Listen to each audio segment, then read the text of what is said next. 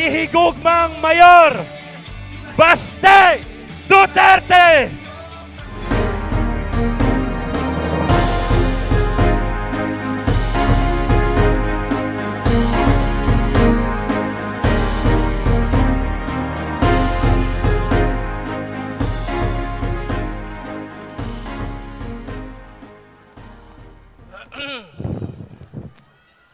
May gabi sa inyong tanan.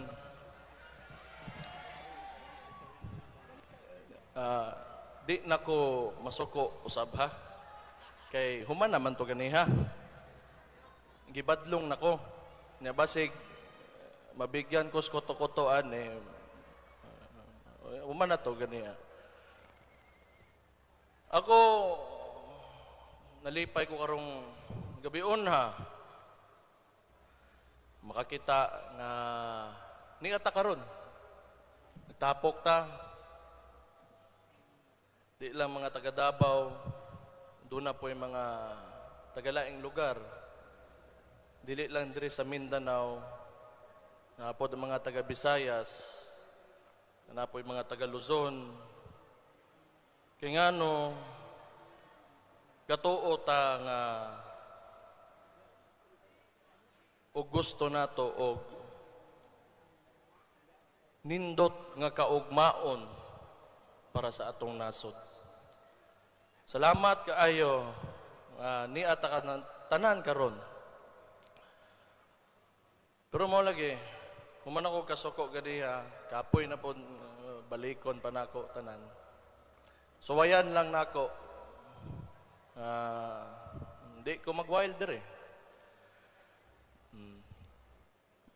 Usa siguro sa akong pinakauna nga istorya sa inyo ha.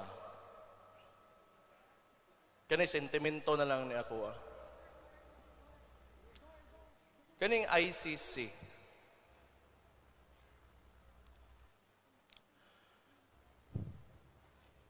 Ako, nasakitan kaayo ko nga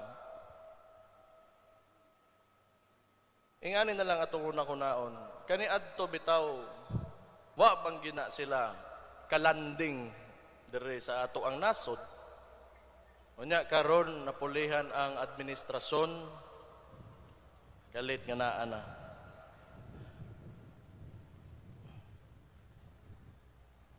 Kana manggong gusto nila presohon akong amahan. Ilang kuan retire ako amahan. Nganong kana pamangyod. Kabalo mo nga nasakitan kaayo ko. Nagdako ko nga nagtan-aw ani ni former President Rodrigo Roa Duterte. Wa na gibuhat panagsalang magstorya, panagsalang nako makitaan. Ingano man nagsigi ra siya gukod sa iyang damgo nga matagaan niya nindot na kaugmaon dili lang ang Davao na himo sang presidente kundi ang tibuok Pilipinas. Human karon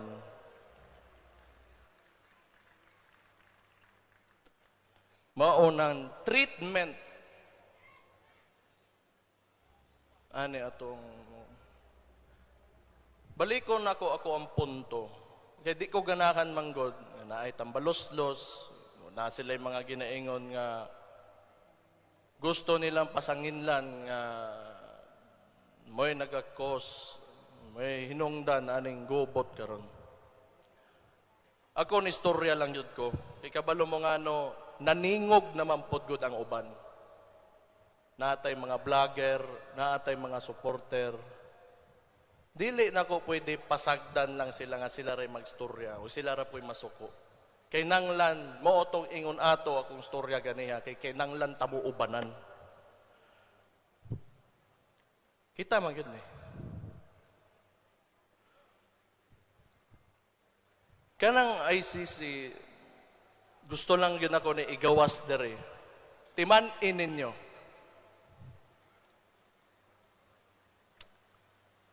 Inyong amahan ra ba gipalubong sa akong amahan?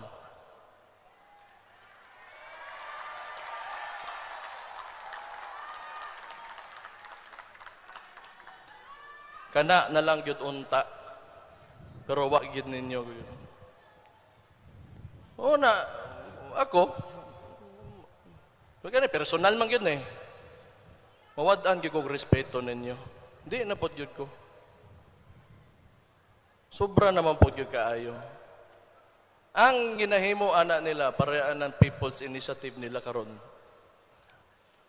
Power tripping man na.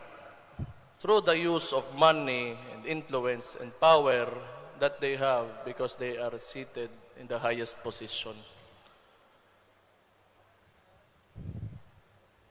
Magsige tag padala ang mga style sa ingon ana, wa gyud mausab.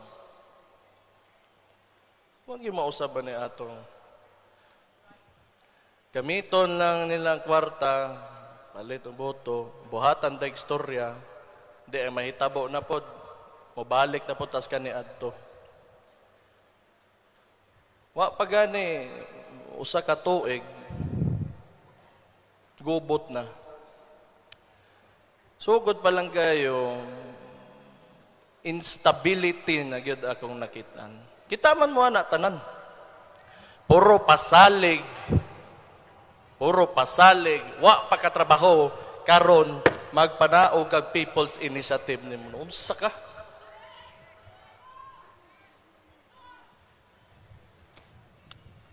Gilaliman na sila. Mo walang gusto. Mo walang gusto kay sige lang god oy, relax lang diha. Human na lagi ko kasoko, di na ko kay gibadlong nako. Storya ra ni ako, sentimento lang ni ako. Pait kayo. Pareha ng Congress karon. Oh, unsay lang gibuhat. Itong wa na'y klaro, nagsugod na ng tambalos-los na storya. Kinsay nabilin sa akong amahan, sa inyong former president.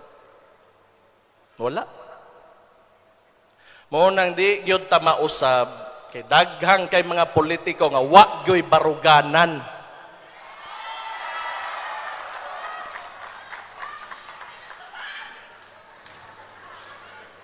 Mao gyud na.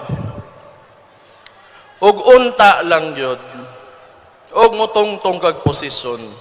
Ha ka diri. Na. Ayaw na lang pod gyud unta. Huna-huna nga modugay baka o dili. Total pribilehiyo naman na sa imuha. Oportunidad na pod na nimo nga mabutang ka diha aron makahimo kag kaayuhan para sa imong lugar o sa imong nasod. Ang problema manggod, kung dili kwarta, bulsa o kwarta, ambot. Gusto lang yun siguro nga, tisoy lang sila permente, kaya na sila sa posisyon. Power. Hunger for power na ilaha. Kamo, naaman mo diri karon.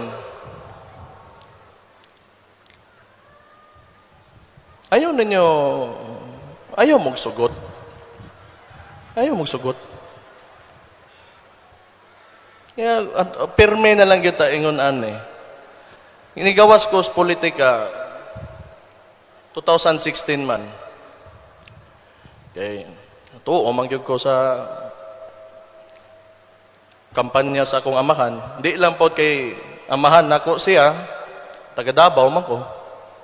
Nakita magud nako og ang paglambo sa atong lugar.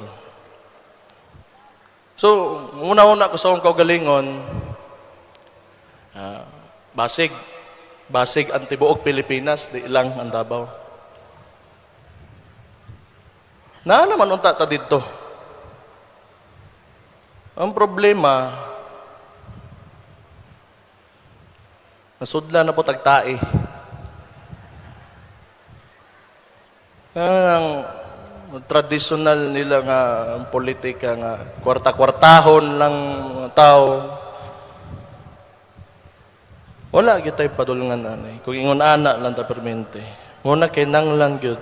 Musokol gyud mo kay katungod ninyo nga inyuha gyud ang inyong nasod dili sa mga kamot, sa mga pipila lang katao.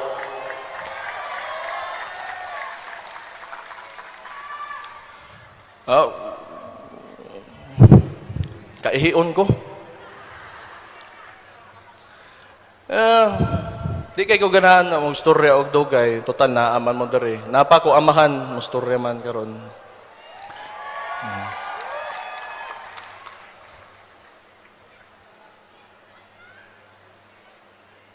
Just a simple message sa ato ang Pangulo. From now on, before you go to bed, think of the Romanovs. Think of Benito Mussolini and his wife. And think of what happened to you in 1986. And maybe you'll reconsider the direction that you are taking. Maura to. Sunod na po. Kaya para di ko mahutan ng storya sa inyo. Ha? Importante na. Tadiri ka rin tanan. Malipayon lang ta. Pag-uli na to. Gakso na to itong pamilya. Gakso na to itong mga anak. Butang lang yun ninyo sa inyong kasing-kasing, inyong nasod. Ayaw mo padala. Maura na. May gabi is yung tanan. God bless you all. Mabuhay ang Pilipinas! Mabuhay ang Pilipinas! Mabuhay ang Pilipinas!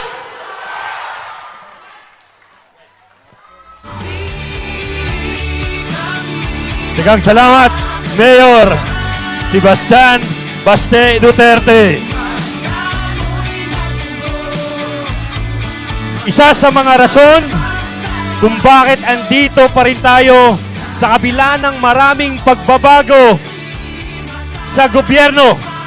Ito ay dahil sa maraming hindi bumitaw para ipagtanggol ang ating sinimulan kasama ang dating Pangulong Rodrigo Roa Duterte.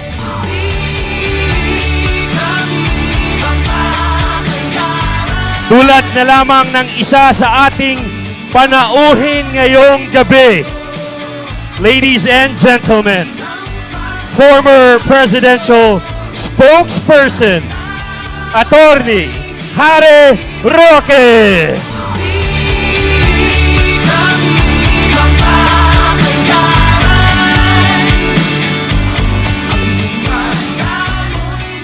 Mayong gabi, Davao!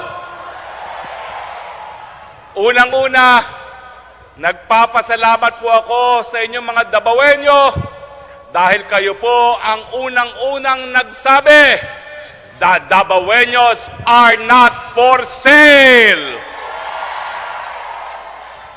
At dahil nauna na po kayo nagsabi niyan, ang sigaw ngayon namin sa Luzon, the Filipinos are not for sale. Nagpapasalamat din po ako dahil isang Davaoenya ang nagsalita at sinabi ang tunay na anyo sa likod ng bribery initiative. Yan po ay ikaw ay tambaluslos.